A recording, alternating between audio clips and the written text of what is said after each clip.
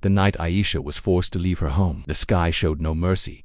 Rain fell in thin, sharp lines, soaking the dusty street and turning it into mud. The streetlights flickered weakly, as if even they were unsure whether to watch what was happening or turn away. Aisha stood at the edge of the narrow road, holding her 2 children close to her chest, one in her arms, the other clinging to her worn shawl. She was only 20-4. Too young to carry this much pain, too young to be called a burden, too young to be thrown out like something unwanted. Her daughter Zoya was 5 years old. Her small hands trembled as she held her mother's clothes, eyes wide with confusion and fear. Her son, Ibrahim, barely 2, had already fallen asleep on Aisha's shoulder, unaware that this night would become the beginning of a lifetime of struggle. Behind her, angry voices echoed, "You can't stay here anymore. This area is not for people like you. Take your children and go." Doors closed, windows shut. Faces that once smiled at her now looked away or worse, stared with cold judgment. Aisha didn't argue. She had already learned that when a woman has no man beside her, her voice carries no weight. Just 2 years earlier, Aisha had walked these same streets with her husband Sue. People had greeted them. Neighbors had shared tea, laughter, small kindnesses. She had felt safe, protected. But death doesn't ask permission before it enters a life. Samir had gone to work one morning, promising to return early with sweets for Zoya. By sunset, Aisha was sitting on the floor of a hospital corridor, staring at blood-stained clothes and a doctor who could not meet her eyes. An accident, a sudden one, a final one. In a single day, Aisha lost her husband, her protector, and her place in society.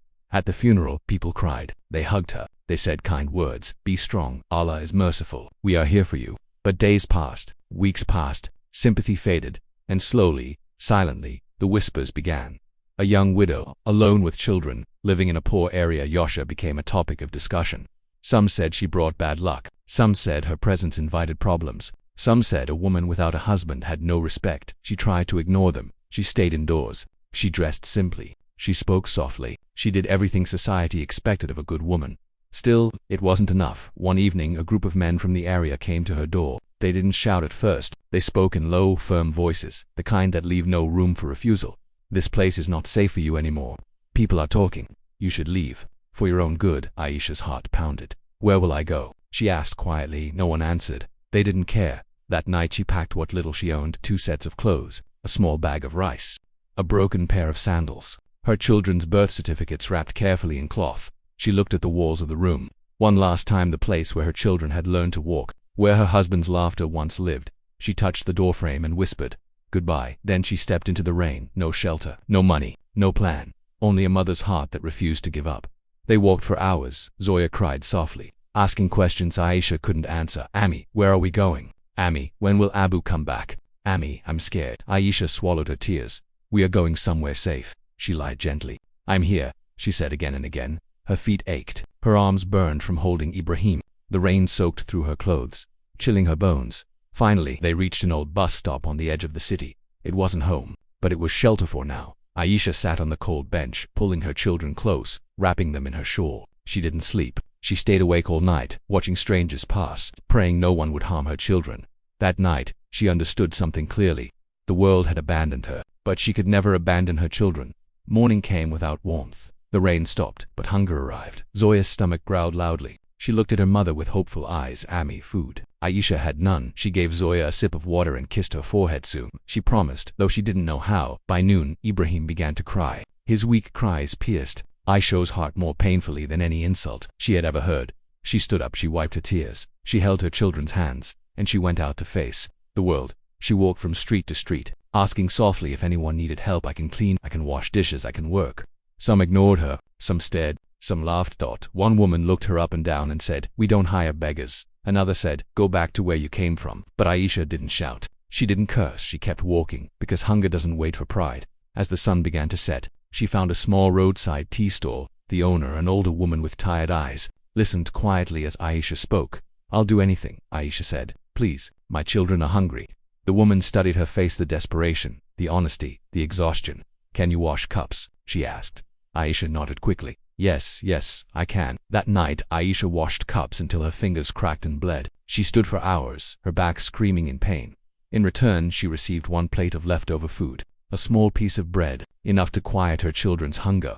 Aisha watched Zoya eat with tears in her eyes. She didn't eat much herself. A mother's hunger is quieter but deeper. For weeks, the bus stop became their home. Aisha worked wherever she could: tea stalls, houses, roadside kitchens. She earned little, But every coin mattered. That night, she held her children close, whispering stories so they wouldn't cry, stories of a warm home, stories of a kind world, stories where mothers never failed. Sometimes, when her children slept, Aisha allowed herself to cry silently, not for herself, but for the childhood her children were losing. One night, Zoya touched her mother's face and asked, "Ami, why do people hate us?" Aisha's heart shattered. She cupped her daughter's face gently. "They don't hate you," she said softly. "They just don't understand." Zoya nodded, though she didn't understand either. Aisha looked at both her children, sleeping beside her on the cold ground. And in that moment, she made a promise, one that would shape every breath she took from that day on. "No matter how hard life becomes," she whispered, "no matter how cruel people are, I will raise you with dignity, even if my own life disappears in the process." The wind carried her words into the dark night, and somewhere deep inside, a broken young mother found the strength to stand again. He cold of the nights grew sharper as days passed. Winter was arriving slowly, cruelly, without asking whether Aisha and her children were ready for it or not. The bus stop that once felt like temporary shelter now felt like a punishment that never ended. The concrete bench pressed into her bones each night, and the thin shawl she wrapped around her children barely held back the wind. Still, Aisha woke every morning before sunrise, not because she wanted to, but because hunger gave her no choice. Zoya had stopped asking for toys. That was the first thing Aisha noticed. Once, her daughter had laughed easily. She had played with pebbles, talked to stray cats, pretended broken sticks were dolls. Now Zoya sat quietly most of the day, watching people pass, holding her little brother's hand like she was older than her years. Children should not learn silence so early. One morning, Zoya looked at a group of children walking to school, their uniforms clean, their bags swinging happily. "Ami," she whispered. "Yes, my Yon. Will I ever go to school again?" Aisha felt something tear inside her. "Yes," she said quickly, forcing a smile. "Of course you will." She turned her face away so Zoya wouldn't see her tears. She didn't know how, she didn't know when, but she refused to let her daughter's dreams die. On a cold pavement, Aisha's days became a routine of survival. She washed dishes in roadside hotels. She scrubbed floors in houses where people barely looked at her. She cleaned bathrooms that made her gag. Sometimes she worked from morning till night. Sometimes she wasn't paid at all. One afternoon, after hours of cleaning a large house, the owner handed her a small amount of money, less than promised. "This is all?" Aisha asked softly. The woman frowned. "If you don't like it, don't come again." Aisha lowered her eyes. She took the money. "Because dignity doesn't feed children, money does." Ibrahim began to fall sick. At first, it was a cough, then fever, then nights where his breathing sounded wrong, too shallow, too weak. Aisha held him against her chest, rocking back and forth, whispering prayers with trembling lips. She had no money for a doctor. She went to a small clinic anyway, standing outside until someone noticed her. The nurse glanced at her worn clothes and tired face. "Consultation costs money," she said flatly. "I don't have much," Aisha replied. "But my son, please." The nurse sighed, clearly annoyed. After a quick look, she said, "He needs medicine. Come back when you can afford it." Aisha stepped outside. Holding her burning child, she sat on the ground and cried openly for the first time in months, not because of pain, but because helplessness is heavier than hunger. As Aisha cried, a shadow fell over her. She looked up to see an elderly man standing nearby, watching quietly. "What happened?" he asked gently. Aisha hesitated, then told him everything. He didn't interrupt. He didn't judge. He simply nodded and walked into the clinic. Moments later, he returned with medicine in his hand. "Give him this," he said, "and keep him warm." Aisha's hands shook as she took the medicine. "How can I repay you?" she asked. The man smiled sadly. "By surviving," and then he walked away. Aisha watched him disappear into the crowd, holding on to the medicine like it was gold. That night, Ibrahim slept peacefully for the first time in days. Aisha didn't sleep at all. She stayed awake, thanking God for strangers who still remembered mercy. As weeks turned into months, people around the bus stop began to recognize Aisha. Not everyone welcomed that. Some men stared too long. Some made comments she pretended not to hear. Some offered help, but with conditions. One evening, a man approached her while she waited for Zoya to return from a nearby tap where she fetched water. "You're young," he said, his voice low. "You don't need to suffer like this." Aisha stiffened. "What do you mean?" "I can give you a place to stay," he smirked. "Food, money." Her heart pounded. "And my children?" she asked. "They're not my problem." Aisha stood up. "They are my whole life," she said firmly. "Stay away from us." The man laughed and walked off. Aisha didn't relax until he disappeared. That night, she held her children closer than ever, fear crawling under her skin. From that day on, Aisha became sharper. She avoided eye contact. She moved locations often. She never left her children alone. Her body was tired, but her mind was always alert. She learned which streets were safe, which houses paid honestly, which faces to avoid. She learned survival in ways no young woman ever should. One evening after a long day, Aisha returned to the bus stop to find Zoya unusually quiet. "What's wrong, my love?" she asked. Zoya hesitated, then spoke in a small voice. "Ami, today a boy said we are dirty because we live on the road." Aisha felt her chest tighten. "What did you say?" she asked. Zoya shrugged. "Nothing. I just held Ibrahim's hand." Aisha pulled her daughter into her arms. "You are not dirty," she whispered fiercely. "You are brave. You are strong. You are worthy." Zoya nodded slowly, but children remember words like scars. That night, Aisha sat awake, watching her children sleep. She looked at their thin faces, their worn clothes, their tired eyes, and she thought of school, of books, of uniforms, of a future that didn't smell like dust and sweat. "I will change this," she whispered to the darkness. "I don't know how, but I will." That promise became her fire. One morning while cleaning a house, Aisha overheard two women talking. "There's a factory opening near the industrial area," one said. "They need workers." Aisha's heart raced. That evening, she walked miles to find the place. The factory was loud, dirty, and exhausting, but it paid regularly. The supervisor looked at her skeptically. "Can you work long hours?" he asked. "Yes." "Can you lift heavy loads?" "Yes." "No excuses?" "No." He stared at her thin frame, then shrugged. "Start tomorrow." Aisha walked back to the bus stop with aching feet and a hopeful heart. This could change everything. Factory work was brutal. Her hands blistered. Her back screamed. Her legs shook. By the end of each shift she left before sunrise and returned after dark. She hated leaving her children, but she had no choice. She arranged with a nearby shopkeeper's wife to keep an eye on them during the day. It wasn't perfect, but it was better than hunger. Her first full paycheck felt unreal in her hands. She bought warm clothes, better food, a blanket. Zoya smiled more that week than she had in months. Aisha felt proud. For the first time since exile, she felt like she was winning. One evening, as Aisha returned from work, she saw a crowd near the bus stop. Her heart froze. She ran. Zoya was crying. Ibrahim was screaming. "What happened?" Aisha shouted, dropping her bag. A man nearby spoke coldly. "Authorities came. They said you can't stay here anymore." Aisha felt the ground disappear beneath her feet. "Where will we go?" she asked desperately. No one answered. No one answered. Again the cycle repeated. Exile, fear, uncertainty. But this time, Aisha didn't collapse. She held her children close. She lifted her chin and she walked forward into another unknown night. Because a mother who has already lost everything that night, the city felt colder than ever. Aisha walked with her children through streets that no longer surprised her with their cruelty. Zoya's small fingers were tightly wrapped around her hand, while Ibrahim rested against her shoulder, exhausted from crying. The bus stop was gone. The little corner of safety they had claimed was gone. But Aisha kept walking, because stopping meant falling.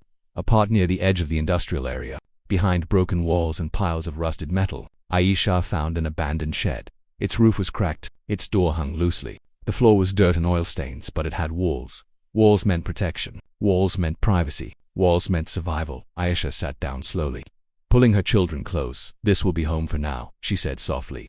Zoya looked around, unsure.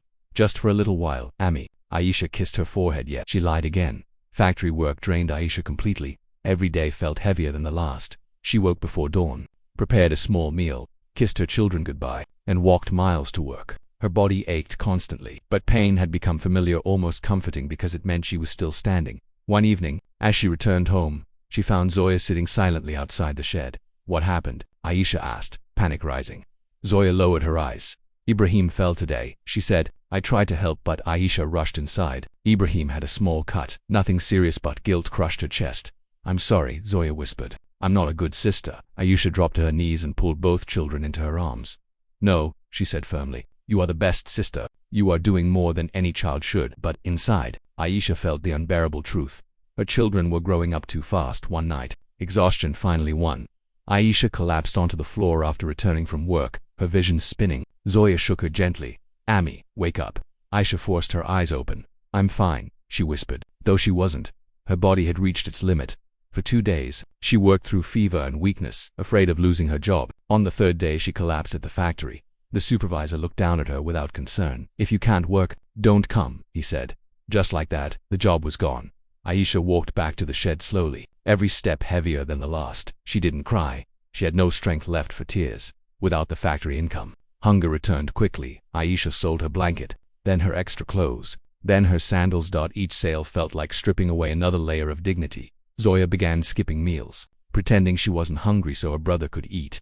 One evening, Aisha noticed Zoya pushing food toward Ibrahim. "You eat," Zoya said quickly. "I'm not hungry." Aisha froze. She understood. She took the plate and divided the food evenly. "No one eats less," she said quietly. "We survived together." That night, Aisha cried silently while her children slept. A mother should never watch her child learn sacrifice. One afternoon, while searching for work, Aisha met Fatima, a woman who ran a small tailoring shop.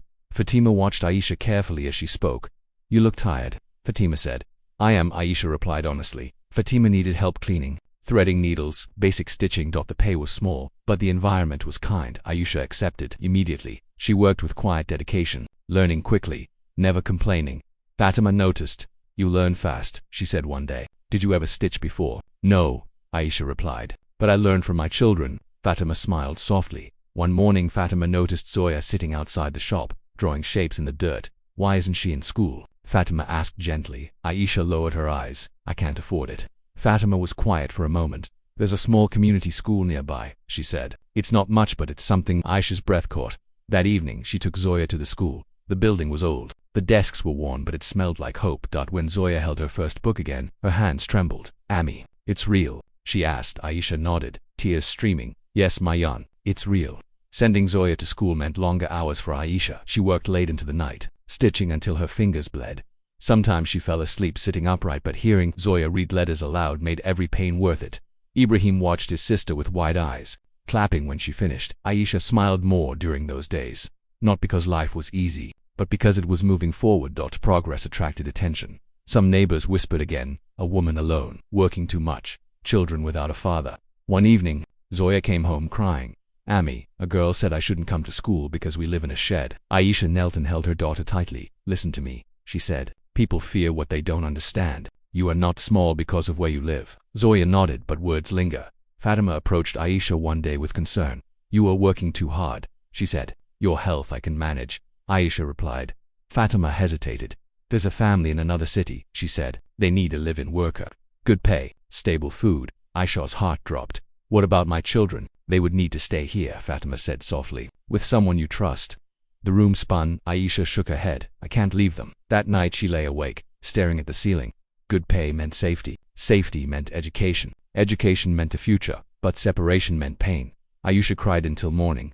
In the end, she refused. "I didn't survive exile to abandon my children," she told Fatima. Fatima nodded with respect. "You are strong," she said. Aisha wasn't sure. She just knew she couldn't walk away. A storm approaches one night. Heavy rain returned. The shed leaked badly. Water pooled around them, soaking clothes and bedding. Aisha held her children close as thunder roared. "This will pass," she whispered.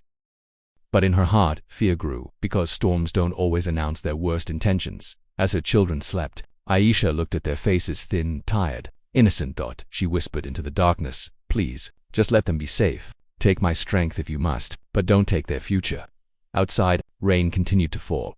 And somewhere beyond the storm, life prepared its next test. The storm did not stop by morning. Rain continued to fall, heavy and relentless, as if the sky itself had decided to test how much a woman could endure before breaking. Water leaked through the cracked roof of the shed, dripping onto the dirt floor where Aisha and her children huddled together. Zoya woke up shivering. "Ami, I'm cold." Aisha pulled her closer, wrapping both children in her own thin shawl. Her clothes were soaked, her bones aching, but she didn't move. A mother becomes warmth when there is none. By noon, the rain had turned the ground outside into thick mud. Water crept inside the shed, pooling around their feet. Ibrahim began coughing again. That sound weak, uneven sent fear racing through Aisha's chest.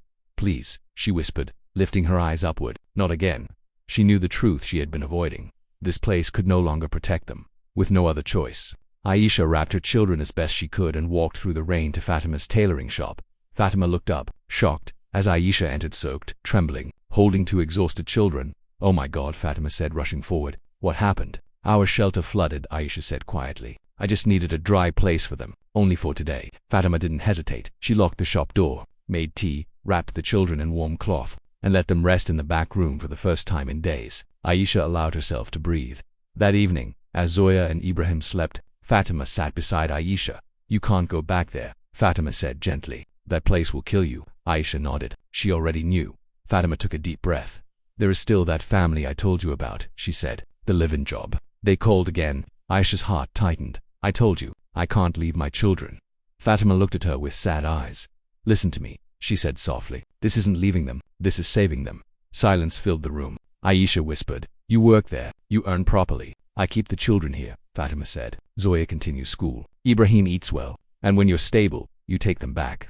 Aisha felt her chest burning. "How long?" she asked. Fatima hesitated. Months, she admitted. Maybe a year. Aisha shook her head violently. A year is a lifetime for children, she said, tears falling. They'll forget me. Fatima took her hands. They won't, she said firmly. Children don't forget the arms that raised them.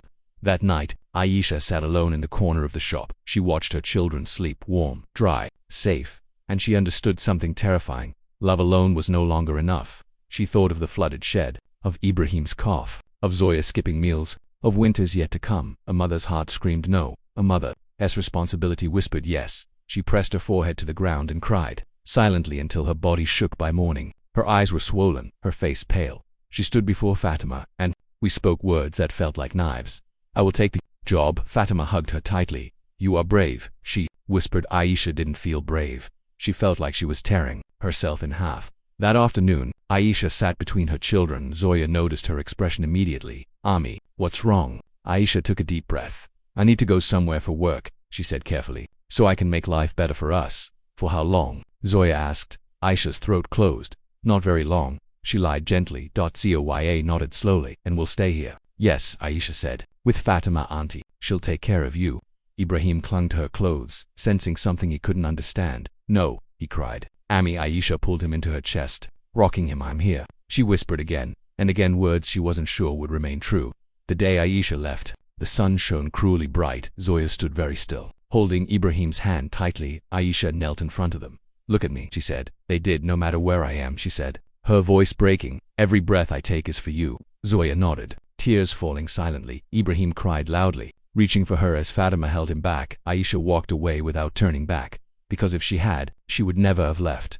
The family's house in the other city was large, clean, and cold. Aisha worked from before sunrise until late at night, cooking, cleaning, washing. Silence. She slept in a small corner room. She ate leftovers. She wasn't mistreated, but she wasn't seen either. At night, she held her children's memory like a wound. She sent every rupee she earned. Fatima wrote letters for Zoya to read. Zoya got first place in reading. Ibrahim is healthier now. They ask about you every day. Aisha read those words again and again, pressing the paper to her heart. Sometimes she cried quietly while working. Sometimes she whispered their names while washing dishes. Months passed. Aisha's body grew weaker. She ignored pain. She ignored exhaustion because stopping meant losing everything. One night, she collapsed in the kitchen. When she woke up, the employer stood over her. If this happens again, the woman said coldly, you'll have to leave. Aisha nodded. She couldn't afford to be human back at the shop. Zoya stopped smiling as much. She did well in school, but at home, she grew quiet. One evening she asked Fatima, did Ami forget us? Fatima hugged her tightly. No, she said. Your mother is fighting for you. Zoya nodded, but at night, she cried into her pillow. One evening, Aisha received a letter from Fatima. Her hands trembled as she read, Ibrahim has been asking for you constantly. Zoya pretends to be strong, but she needs her mother. They are safe, but they are breaking quietly. Aisha pressed the letter to her chest. Her breath came in short gasps. She realized the truth she had tried to ignore. She was saving their future but losing their present. That night, Aisha made another decision. One that would cost her security. One that would change everything. She would go back, even if it meant starting from nothing again. Because a future without a mother was not a future worth building. I returned the way she had once been forced to leave, with a small bag, tired eyes, and a heart that refused to stop loving. The bus slowed near the familiar street, and her breath caught. The tailoring shop appeared at the corner, its faded signs swinging gently in the wind. For a moment, Aisha stayed seated, her hands clenched in her lap, afraid that if she stood up, the courage she had carried for months would finally abandon her. Then she stepped down, or each step toward the shop felt heavier than the last. Months of distance pressed against her chest. What if her children had changed? What if they were angry? What if they had learned to live without her? She pushed the door open. Zoya was sitting at a small table, bent over a book. She looked up. For a second her face stayed blank, as if her eyes were unsure whether they were allowed to hope. Then the book slipped from her hands. Ami, she whispered. Aisha dropped her bag. Yes, she said, her voice breaking. I'm here. Zoya ran. She ran so fast that her chair fell backward. She crashed into her mother's arms, crying in a way that shook both of them. Aisha held her tightly, breathing in her daughter's hair, her warmth, her realness. I thought you forgot us, Zoya sobbed. Aisha shook her head fiercely. Never, she whispered. Not for one breath. Ibrahim appeared from the back room, confused at first, then his face lit up. Amy, he shouted, running clumsily. Aisha knelt and opened her arms. He fell into them. For a long time, they didn't move. The world waited that night. Aisha didn't sleep. She lay between her children, listening to their breathing, touching their hands again and again as if afraid they might disappear.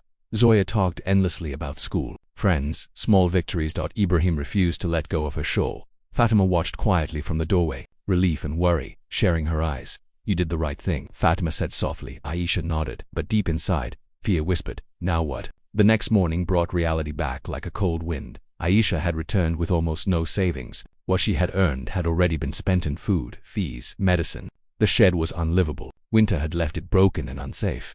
They stayed at the shop for a few days. Aisha searched for work again. Some doors opened briefly. Most closed quickly. You left once, one employer said. You might leave again. Aisha didn't argue, she just kept walking. Zoya went back to school, but something had changed. She stopped raising her hand. She stopped smiling when she read. One afternoon, Aisha noticed her daughter staring at the ground. What's wrong? She asked gently. Zoya hesitated, then spoke. When you left, I tried to be strong, she said. I tried to be you. Aisha felt a sharp pain in her chest. You should never have had to, she said softly. Zoya nodded. I know. That night Aisha cried, not loudly, not dramatically, but with the heavy understanding that some wounds are quiet and deep. Fatima helped Aisha find a tiny room near the school. It had one window, one bulb, and a door that didn't close properly, but it was dry. It was theirs. Aisha spread a thin mattress on the floor and smiled. We have a home, she said. Zoya smiled back. Ibrahim clapped. Sometimes, happiness is simply a door you can lock. Fatima offered Aisha steady work at the shop. Stitching, cutting, cleaning. The pay was small but honest. Aisha learned quickly. Her fingers, remembering the long nights she had practiced alone. Soon, neighbors noticed her work. One order became two. Two became five. It wasn't much, but it was growing. One evening, a woman from Aisha's old area recognized her at the market. Aisha, she asked, surprised. You came back? Aisha nodded calmly. The woman glanced at her children. You should have stayed gone, she muttered. People don't forget. Aisha didn't respond. She held her children's hands and walked away. Some opinions aren't worth carrying. The months of exhaustion returned to claim their price. Aisha felt sick, fever, weakness, endless fatigue. She tried to hide it, but Zoya noticed. You're not okay, her daughter said firmly. Aisha smiled weakly. I'm fine. That night, she fainted. Not dramatically, not loudly, just quietly, like a candle losing its flame. Zoya screamed for help. Fatima rushed in. Neighbors followed. Aisha woke hours later on a mat, her head aching, her body heavy. Zoya sat beside her, holding her hand tightly. Don't leave again, Zoya whispered. Aisha swallowed hard. I won't, she said. I promise. And this time, she meant it differently. Recovery was slow. Aisha reduced her work hours. She rested when her body demanded it. It felt wrong at first, almost like failure. But she learned something new. Strength doesn't always mean pushing. Sometimes it means pausing. Neighbors began to help quietly. A bowl of food, a shared ride, a kind word. Not everyone was cruel. Months passed. Zoya returned to her studies with confidence. Ibrahim started preschool nearby. Aisha took small tailoring orders from home. Her hands shook less. Her smile returned more often. One evening Zoya brought home a paper. Ami, she said proudly, I wrote about you. Aisha read it slowly. My mother is brave. She was sent away, but she came back. She works hard, and she loves us louder than fear. Tears blurred the words that night. Aisha sat alone, watching her children sleep. She thought of exile, of hunger, of nights without shelter. And she understood something clearly. Survival wasn't just about staying alive. It was about choosing love. Again and again, even when it hurt, she whispered a final promise into the quiet room. I may never give you luxury, but I will always give you myself. The room felt warm. The future, fragile, felt possible. Time did not suddenly become kind, but it became fair enough that, for Aisha, was more than she had ever asked for. Life settled into a rhythm, not an easy one, but a real one. Aisha woke early each morning, prepared simple meals, and stitched clothes until her fingers ached. She worked from the small room they called home, the sound of the sewing machine becoming a familiar heartbeat in their lives. Zoya went to school with her head held a little higher now. Ibrahim laughed more freely, his sickness a memory rather than a fear. There were still days when money ran short, still nights when exhaustion wrapped around Aisha like a heavy blanket. But there was something new to stability, and after everything they had survived, stability felt like a miracle. One evening, as Aisha folded finished clothes, Zoya sat beside her quietly. Ami, she asked. Yes, my aunt. Why were we sent away back then? Aisha paused. She had known this question would come one day. She set the clothes aside and took Zoya's hands gently. Because sometimes, she said slowly, people are afraid of what they don't understand, and sometimes they are cruel because they think kindness costs too much. Zoya thought for a moment. Was it our fault? Aisha shook her head firmly. No, never. Zoya nodded, satisfied. And in that moment, Aisha felt something lift from her chest, a weight she had carried since the night of exile. Years passed. Not quickly, not easily, but they passed. Aisha's stitching improved. Word spread quietly. People began to trust her work. She saved little by little, sometimes just coins, sometimes hope one day. Fatima smiled at her proudly. You know, she said, you don't just sew clothes anymore. You sew lives back together. Aisha laughed softly. She had never thought of it that way, but maybe it was true. Zoya grew into a thoughtful, strong young girl. She read stories out loud to Ibrahim. She helped her mother with orders. She spoke carefully but with purpose. One day she came home excited. Ami, I was chosen to speak at school. Aisha's heart swelled. What will you talk about? She asked. Zoya hesitated, then smiled. About you. On the day of the school event, Aisha stood quietly at the back of the room. Zoya stepped onto the stage, her hands trembling slightly but her eyes steady. She began.